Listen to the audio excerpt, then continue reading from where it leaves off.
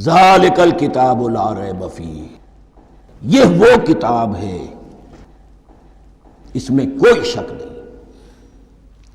الکتاب اس لیے کہا گیا ہے کہ قرآن مجید کی پیشین گوئیاں اور خوشخبریاں سابقہ کتابوں میں موجود تھیں، اور چونکہ اس سورہ مبارکہ میں اصل خطاب کا رخ جو ہے وہ ہے سابقہ امت مسلمہ کی طرف، تو ذالک کتاب نہیں کہا گیا، ذالک کتاب لا ریب فیہ نہیں، ذالک الکتاب، یہ وہ کتاب ہے، کتاب موعود ہے جس کی پیشن گوئیاں تورات اور انجیل میں موجود تھیں۔ لا ریب فیہ، اس میں کوئی شک نہیں۔ فیہ ھدی للمتقین، یہ ہدایت ہے، رہنمائی ہے اہل تقوی میں جو بچنا چاہیں۔ تقوی کا اصل مفہوم سمجھ لیجئے، وقا یقی، کسی کو بچانا، تقوی خود بچنا۔ جن لوگوں کے اندر فطرت سلیمہ ہوتی ہے ان میں اخلاقی حس موجود ہوتی ہے، وہ بری چیز سے بچنا چاہتے ہیں، بھلی کو حاصل کرنا چاہتے ہیں۔ وہ لوگ ہیں کہ جو گویا کہ اس قرآن کا اصل مخاطب ہے، وہی اس سے استفادہ کر سکیں گے۔ الذین یؤمنون بالغیب، اب ان کے کچھ اوصاف، یہ اصل میں بہت زیادہ واضح ہوتا ہے تعویل خاص کے اعتبار سے کہ دیکھ لو درخت کو اپنے پھل سے پہچانتے ہیں، اس قرآن کے پھل موجود ہیں نا، یہ ابو بکر اور عمر اور عثمان اور علی کون ہیں؟ یہ جو مہاجرین آئے ہیں چل کر، مدینے والوں دیکھو یہ کون ہیں، ان کی شخصیتیں کیا ہیں، ان کا کردار کیا ہے، ان کے اوصاف کیا ہے، یہ کس درخت کے پھل ہیں، یہ اس بینہ کے پھل ہیں، یہ اس ذکرہ کے پھل ہیں۔ بینہ رسول من اللہ یتلو صحفا مطہرۃ فیہا کتب قیمہ، یہ اس شجرہ مبارکہ کے پھل ہیں۔ دیکھ لو ان کے کیا شب و روز ہیں، الذین یؤمنون بالغیب، جو غیب پر ایمان رکھتے ہیں۔ تعویل عام کے اعتبار سے اس کا بہت اہم مفہوم ہوگا، جو یہ طے کر لے کہ سوائے مادے کی دنیا کے مجھے اس سے آگے جانا ہی نہیں، unless I can verify۔ آپ کو معلوم ہے کہ میٹیریل جو حقائق ہیں وہ تو آپ ویریفائی کر سکتے ہیں، آنکھ سے دیکھ سکتے ہیں، کان سے سن سکتے ہیں، ویریفائڈ ہے۔ جو یہ سمجھ لے گا کہ اس کے بیونڈ کچھ نہیں ہے، اس کے لیے قرآن میں کوئی ہدایت نہیں۔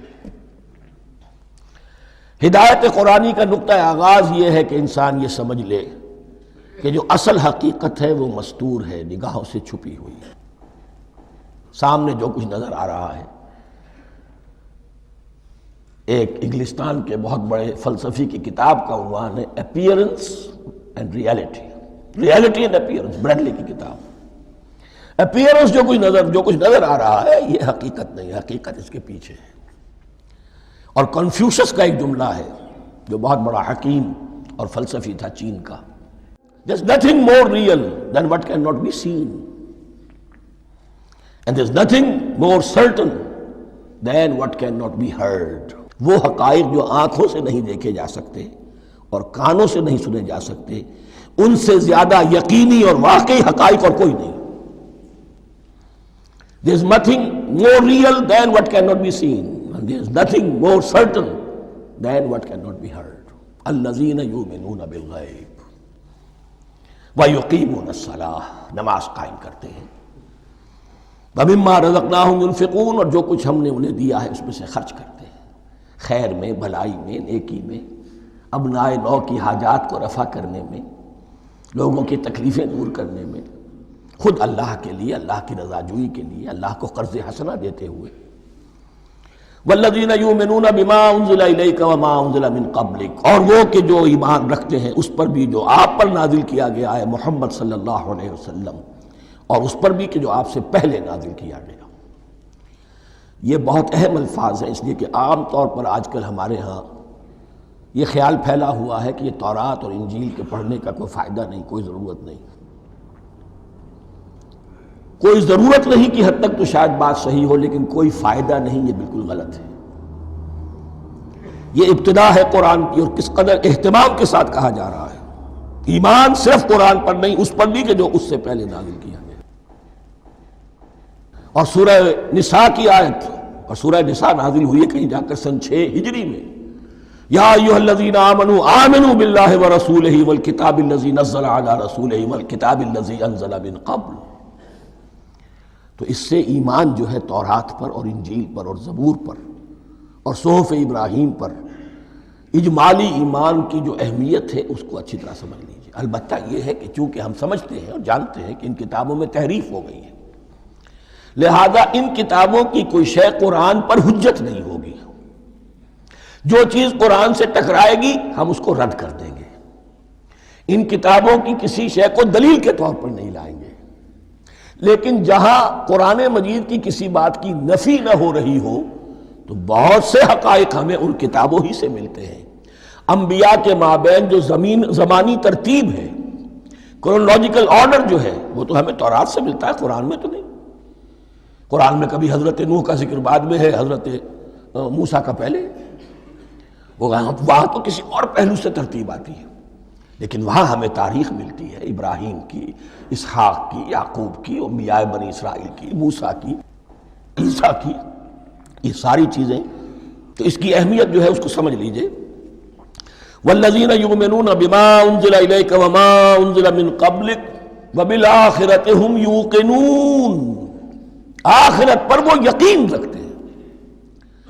نوٹ کرنے والی بات کیا ہے کہ باقی سب چیزوں کے لیے لفظ ایمان آیا، آخرت کے لیے ایقان۔ کیوں؟ واقعہ یہ ہے کہ انسان کے عمل کے اعتبار سے سب سے زیادہ مؤثر شے ایمان بالآخرہ ہے۔ ایمان بالآخرہ ہے تو عمل سیدھا رہے گا کہ ہاں مجھے جواب دہی کرنی ہے، جانا ہے، اٹھنا ہے، اللہ کے حضور حاضری ہے۔ اگر یہ یقین ہے تو عمل صحیح ہوگا۔ اس میں کمی ہو گئی تو توحید جو ہے وہ بھی بس ایک عقیدہ، ایک ڈوگما بن کے رہ جائے گی۔ ایمان بالرسالت بھی بدعات کو جنم دے گا۔ عید میلاد نبی منا لیجئے اور کچھ عشقیہ اشعار کہہ دیجئے، نعتیہ اشعار کہہ دیجئے، اللہ اللہ خیر صلی اللہ، یہ ایمان بالرسالت کے مظہر ہوں گے۔ عمل انسان کا درست ہوتا ہے آخرت کے یقین کے ساتھ۔ وَبِالْآخِرَةِ هُمْ يُوقِنُونَ، آخرت پر انہی کا یقین ہے، انہی کا یقین ہے۔ یہ حصر بھی ہے اس اعتبار سے کہ یہودی میں مدعی تھے کہ ہم آخرت پر یقین رکھتے ہیں، یہاں کنٹراسٹ دکھایا جا رہا ہے، آخرت پر یقین رکھنے والے یہ لوگ ہیں، اور تعویل خاص کے اعتبار سے وہ لوگ موجود ہیں تمہاری نگاہوں کے سامنے۔ 13 برس کی محنت کی کمائی محمد الرسول اللہ صلی اللہ علیہ وسلم کی اس کتاب کی، یتلو علیہم آیاتہ ویزکیہم ویعلمہم الکتاب والحکمہ، اس کا جو نتیجہ ہے وہ تمہارے سامنے۔ اولئک علی ھدی من ربہم، یہ وہ لوگ ہیں جو اپنے رب کی طرف سے ہدایت پر ہیں۔ وہ ابتدائی ہدایت بھی ان کے پاس تھی اور یہ تکمیلی ہدایت بھی، قرآن پر بھی ان کا یقین پورا ہے اور محمد کا اتباع بھی وہ کر رہے ہیں۔ وَأُولَٰئِكَ هُمُ الْمُفْلِحُونَ، اور یہی وہ لوگ ہیں جو فلاح پانے والے ہیں۔ فلاح کا لفظ بھی قرآن مجید کی بڑی اہم اصطلاح ہے، منزل مراد کو پہنچ جانا، کسی باطنی حقیقت کا عیا ہو جانا۔ اسی لیے اس پر پھر گفتگو انشاءاللہ ہوگی سورہ مومنون کے شروع میں، لیکن یہ کہ فلاح پانے والے، کامیاب ہونے والے اصل میں یہی لوگ ہیں۔ تو گویا کہ تعویل خاص میں صحابہ کرام کی طرف اشارہ ہو گیا، تعویل عام میں ہر شخص کو بتا دیا گیا اگر قرآن کی ہدایت سے مستفید ہونا ہے تو یہ اوصاف اپنے اندر پیدا کرو۔